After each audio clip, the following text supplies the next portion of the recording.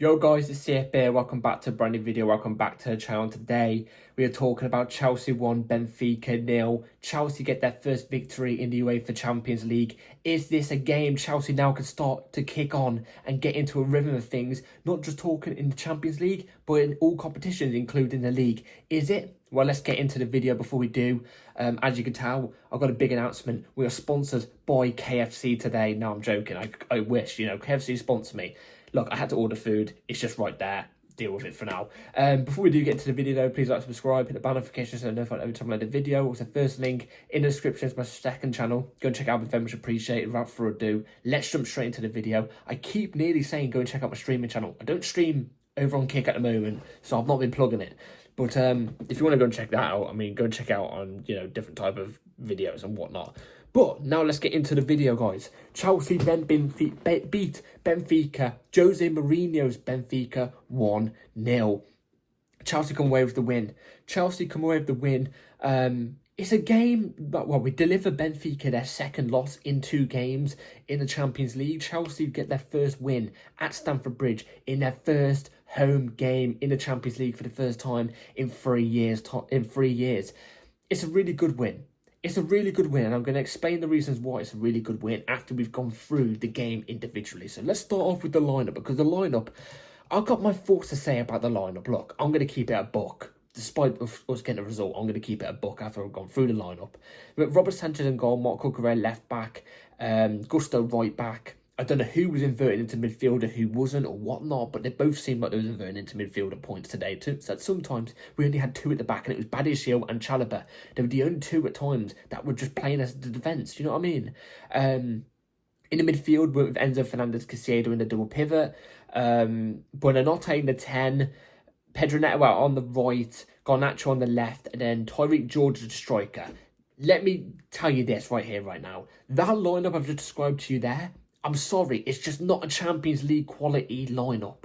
And I know we've got like 3, 4, 5 players out injured and whatnot. I get that. But even with the concept of only having 3, 4, or 5 injuries in your team, 5 maybe at a stretch, but 3 or 4 injuries in your team, and that's your 11 going into a Champions League game, for me, it doesn't scream Champions League quality. It just doesn't scream Champions League quality. Like I said, I'm going to keep it 100% honest with you all. I am. It just don't, to me, scream that's a Champions League winning team, or that's a team that's going to compete in the Champions League. As much as I like Buonanotte in the 10. Come on. Tyreek George is a striker. Can we stop this experiment, please? He got like 3 touches today. Let's stop this. Him as a striker, Garnacho on the left, I'm sorry, I'm not convinced. Badiashile as a centre-back alongside Gusto as a right-back who's just not been performing. Robert Sanchez as a goalkeeper. Like, it just doesn't scream good enough to me. It just doesn't. Luckily, we managed to pull through and get the result. Was it tough? Let's get into it. First half, I thought was the better out of the 2, for me personally. I thought the first half was better out of the 2. We had many opportunities at goal. I think we had more... I don't think we had more bigger chances in the first half than Benfica, but we obviously made use of the bigger chances that we got compared to Benfica, if that makes sense. Benfica surprised me today in a sense, and I'm talking about the whole game majority of the time, because I expected Benfica to be a team that would be really hard to break down, very stubborn at the back, team that counter-attacks, like I said, solid defensively, really physical team. They only had 1 of those checked, and that was a physical team. They were very physical today. They're putting challenges on us all across the pitch. Apart from that, they were very easy to break through. They weren't as solid defensively. They weren't playing counter-attacking football. They were actually looking to play football at the bridge, which caught me off guard, because Mourinho is usually quite a defensive manager. And let's be real, if they played the way that I thought they would have, the defensive, stubborn, low block, beat you on a counter-attack, set-piece team, I think that probably would have worked against us, because that's our kryptonite at the moment. But they've not played that way, and it's fed into our hands in a sense, because we had a decent first half. It was an okay first half. We had decent chances. We managed to score off one, which it was a great cross-field pass from Neto. He cut inside on the right-hand side. It's a brilliant cross-field pass to Garnacho, who makes a brilliant run out on the left-hand side in the box, cuts it across box, and it's an own goal. Who scored the own goal? It was obviously a Benfica own goal.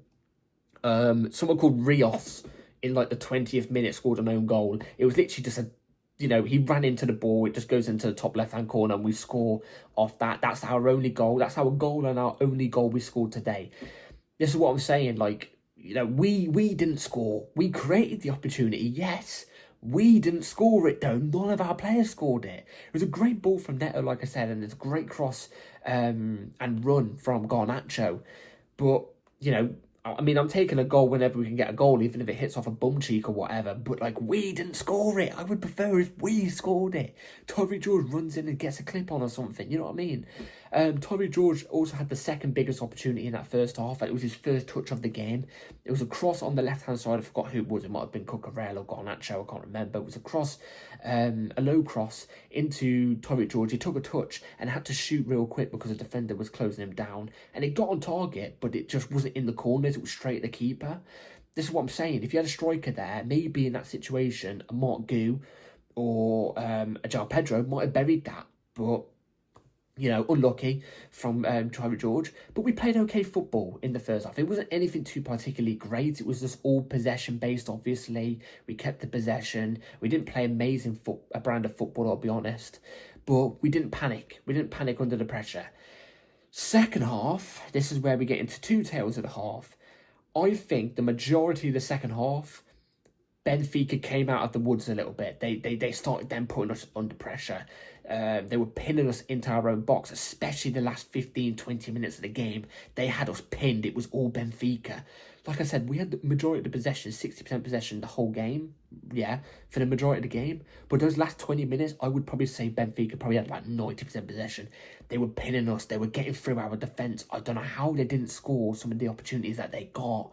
But they didn't. We got lucky in that sense because I think if we were playing like a Barcelona or even a Napoli or something like that, I think in those last 20 minutes we could have conceded about 2 or 3 goals to a good team. I think it was just the lack of players Benfica had, lack of quality that they had. They couldn't finish those opportunities. Mourinho clearly gave him a drilling in the dressing room and got it sorted out because, like I said, they were the better team in that second half. And I'd probably say the way Benfica were playing in that second half, especially last 20 minutes, was better than what we ever did in the whole game, apart from the goal, obviously. Honestly, that's how I felt. Because what we do is we play the possession, pass around the back for 5 minutes, look for an opener, what? It's the same thing. Benfica will cause us problems. Quick football, especially in those last 20 minutes, to get past our defence. They were creating opportunities. But we were lucky the fact that they couldn't hit a barn door of a banjo today. You know what I'm saying? That's how lucky we were in the last 20 minutes. But, there was instances today, in the second half where we did play a little bit of football, but it was 5 minutes here and there, 5-minute spell here and there.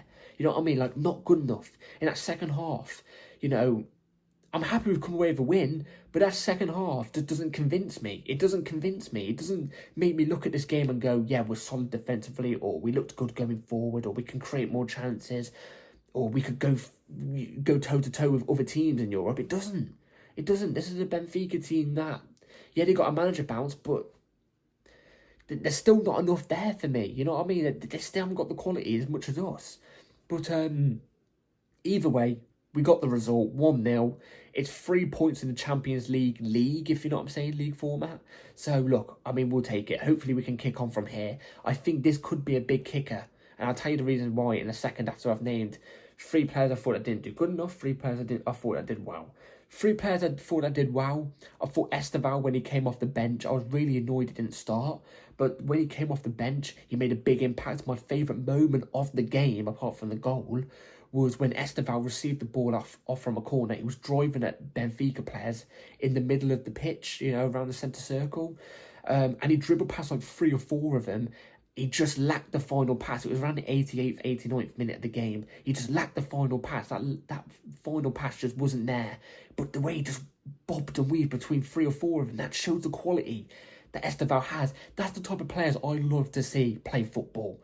I mean, and Hazard's my idol because of that type of moment he would do. Except for Hazard would put off the final pass. But, I mean, Esteval's still so young. He still did so incredibly in that moment. He had a nice, cameo. You know what I'm saying? He has a nice cameo. Other players I thought did well. I thought Pedro Neto really did well today. I thought his engine was amazing. He was hard working for the team. He created a big opportunity to the reason why we got the goal. You know, I thought he did really well. I thought he had a good couple shots at goal as well. His dribbling actually looked decent today as too. So I'd say Pedro Neto was one of the better players out there today as well. And Caicedo, I mean, some of the tackles he's pulling off at some of the angles are ridiculous. I know this is a Caicedo thing. He does it week in, week out, and he always gets booked for it, even though he wins the ball. But today, he didn't get booked for any of them because the referee was actually decent today. He was actually decent today. Yeah, he was sweeping the pitch. At times, he won like 4 or 5 interceptions in the space of like 7 seconds. It was ridiculous. He was amazing. And then 3 players I didn't think were up to par. Badiashile, I get he's only just come back from injury, but he was taking too long on the ball at times in the game today. There was times he nearly got caught out as well, especially when both our fullbacks are basically playing in midfield and we've only got 2 basically in the defence. It's a very risky game to play. Put our team under pressure a little bit too much. Chalobah as well, I'll put on there. I've got to be honest, I think he was giving away passes for fun today. I really do. He still looks a little bit shaky. That's what I'm saying. Defensively, especially our centre-backs, shaky. It's just shaky at the moment. Then another player I didn't think was up to par. I thought Buonanotte was a little poor. I got to be honest. But then again, actually, no. I'm not going to mention Buonanotte because I'm going to put somebody else in. João Pedro, the cameo he made off the bench when he came on instead of Tyreek George, he did nothing inside the 25 minutes. I get it, he didn't really have much service, but he didn't even create service for himself. He didn't really do much in those 25 minutes. And not just that, in the last 2 minutes of the game, he goes and gets a silly red card. Is it a red card? Does he get a touch? Because it's a high boot. Does he get a touch on his stud on the person's head? No. Does the player go down and make a meal out of it? Yes. But I kind of understand why it's a red, because it's violent in tendencies in a sense. I don't know, but like he could have caught him or something. It was that high. It's silly to do. It's silly to do. Do I think it's a red? I think it's very harsh red. But we still got another red. It's another red card. It's another red card. What's that, like 3 games on the trot? Let's cut this with a knife through butter, man. Ridiculous. We've got a red card curse on us. I'm going to predict Reece James is going to get a red card against Liverpool. You watch. God forbid he does. If he does, I'll cry. But I'll put João Pedro there because I don't think he did enough. But now let me tell you this. Okay, let me tell you this. I think this win today could potentially kick on our season now, because I know it's only a scrappy 1-0 win. It's a scrappy 1-0 win. We've just come through with it. Okay, I get it. But it's a 1-0 win in the Champions League in Europe, our first win of the Champions League campaign. It's going to give you that bit of confidence, you know what I'm saying? It's at the Bridge as well. First win at the Bridge in the Champions League for a long, long time, 3 years' time. Again, it's going to give you that little bit of confidence. We've got Liverpool at home on the weekend. You know what I mean? So we're going to feel like that little bit of confidence. And not just that, it's just a win. It's just a win. We get a win on the board, ticked off. You know what I'm trying to say? Hopefully, this is the caveat to push on and have a good rest of the season. Well, not rest of the season, but hopefully we can kick on from now, because I think this is the perfect recipe to kick on. If we lost, it would have been travesty. It really, really would. Do I think the performance was even there today? Not really, but we've got the result. Now let's let Liverpool come to the Bridge and let's get a result against Liverpool. Yeah, let's send them packing back to Liverpool now. Yeah, so yeah, first win of the Champions League campaign. I'm very, very happy about the result. Performance still a little worrying. I get it. It's second string team-ish in a way. I'm still looking for a much more convincing performance from Chelsea Football Club still. I'm still waiting on it. But hopefully that can come against Liverpool. We'll have to wait and see for that game before. Anyway, that's it for today's video, guys. Hope you've all enjoyed. Let me know in the comments down below what you all thought about the match today. I'm very intrigued to know your thoughts down below in the comments. I'm always reading the comments and whatnot. So thank you all for watching. Take care, like, subscribe, and I'll see you on the next video. Take care. Peace.